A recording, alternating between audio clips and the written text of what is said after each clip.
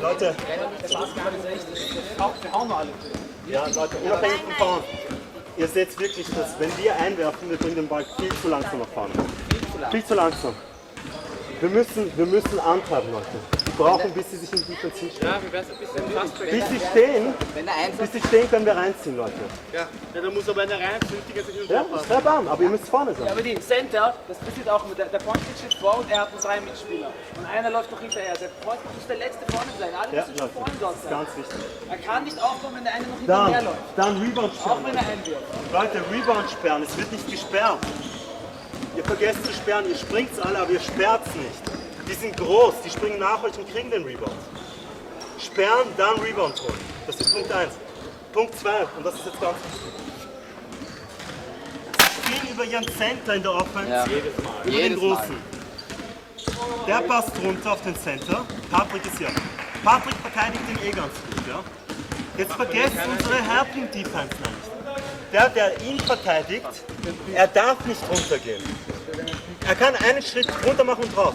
Kommt er komplett runter, passt er und der wirft die 3. Also die Hälfte muss kommen. Das darf nicht sein. Wenn er reintribbelt, und das ist jetzt das Wichtige, merkt sich das. Der Verteidiger von diesem Mann, ja, kommt hierher, aber seid immer unter eurem Mann. Ihr müsst sehen können, wenn euer Mann Backdoor geht, müsst ihr sehen können, dass er durchgeht und ihr müsst ihn wieder übernehmen. Ja, das ist ganz wichtig. Das heißt, es darf nicht sein, dass ihr hier verteidigt und euer Mann ist hier. Dann seht ihr euren Mann nicht, ja? Das ist unmöglich. Da müsst ihr wiederum ein Stück weiter unten sein. Und Okay? es ist die Help-Defense hier, die den Patrick Immer da zwischen hält. Mann Und und die Ball. Help-Defense, genau. Und es ist mir Man lieber, muss im peripheren sehen, immer den Ball und den eigenen Verteidiger haben. also dieser tut ihn nicht stoppen. Ihr müsst ihn hier stoppen, den Center. Jetzt ist das Wichtige, wenn er wirft, dass ihr dann wirklich sperrt. Weil wenn ihr sperrt, kommen die Angreifer von hier, kommen von dieser Seite und kriegen den Rebound. Das darf nicht passieren. Das haben wir jetzt so gehabt.